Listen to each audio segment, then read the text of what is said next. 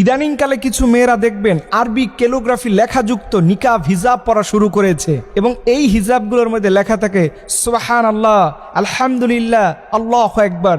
এইগুলো পড়ে মেয়েরা মনে করতেছে ইসলামের মনে হয় বড় একটা উপকার তারা করতেছে।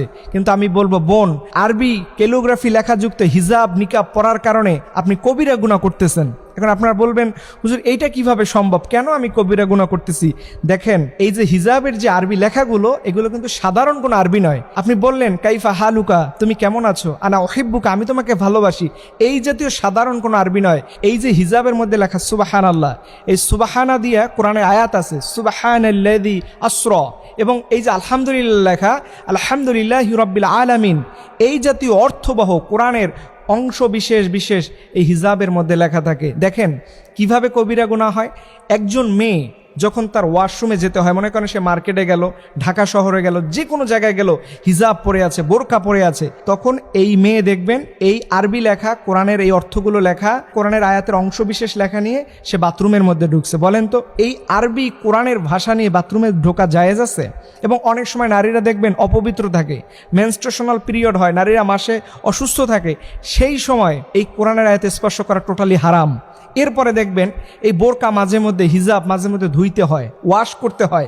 এইগুলো যখন ওয়াশ করতে যায়, ধৌত করতে যায়, তখন দেখবেন এগুলো বাথরুমের ফ্লোরের মধ্যে ফেলে সাবান ব্যবহার করে ধুইতে থাকে। বলেন এই জাতীয় কাজগুলো করার পরেও এটা কি ইসলাম সমর্থন করতে পারে?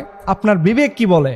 এর জন্য বোনদেরকে বলবো, বোন, আল্লাহর হাবিব সাল্লাল্লাহু আলাইহি সাল্লাম তিনি ইসলাম নামক শান্তির ব্যবস্থা নিয়ে এসেছেন। এখানে অতিরঞ্জিত কিছু করা যাবে না।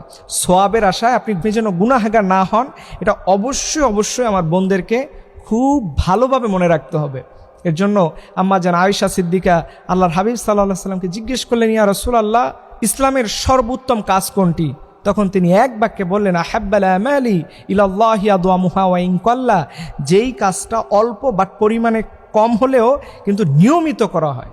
আপনি আরবি লেখাযুক্ত হিজাব না পরে সাধারণ জেনারেল বোরকা পড়তে পারেন, হিজাব পড়তে পারেন, এটার মধ্যে আল্লাহ তাআলা সওয়াব আপনাকে সবচেয়ে বেশি দিবে। বরঞ্চ আরবি লেখাযুক্ত হিজাব পরে আপনার বিপদ হওয়ার সম্ভাবনা থাকে, এতে সওয়াবের পরিবর্তে গুনাহ হওয়ার সম্ভাবনা বেশি থাকে। সো আপনাকে বলবো, ওই যে আহাব্বাল আমালি, অল্প মানে কম দামের, খুব ফ্যাশনাল হবে না, খুব সাধারণ সাদাসিধে হবে, ওইটা আপনি পড়বেন, দেখবেন ওইটার ভিতরে আল্লাহ সওয়াব আপনার জন্য বেশি দিবে।